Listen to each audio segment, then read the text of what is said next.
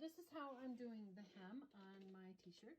I am using this stitch here. I refer to it as the ladder stitch. I don't know if it has a different technical name, but it has basically 2 lines of stitching and then the zigzag in between. And what that does is it covers the raw edge of the fabric from the back side, and it looks the same on the front. So you get both edges covered, and it looks very similar to a cover stitch that you would get on a ready-to-wear garment.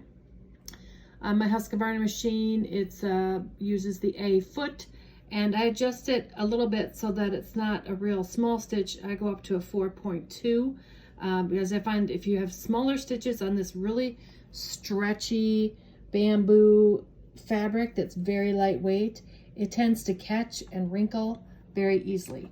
So I also mentioned in the video that I don't do pins for fabrics like this. I prefer to sew without them because pins can put holes in fine knits like this, and it's just easier to learn to control the fabric with your hand rather than relying on the pins. Pins are always getting in the way. They will break your machine if you run over them. So I don't use them. As I go, I use this little hem gauge. It's a sliding ruler hem gauge. You can see it slides back and forth here. So I set it for the 1-inch hem that I want for my garment. And then as I stitch, I just kind of line it up every now and then and sort of check where I am with the width to hem. So this is what the stitch looks like.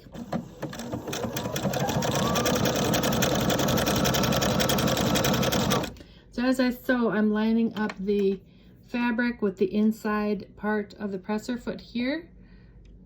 You can go over a little bit more, but basically you want to center the raw edge of the fabric so that it gets caught between the zigzags.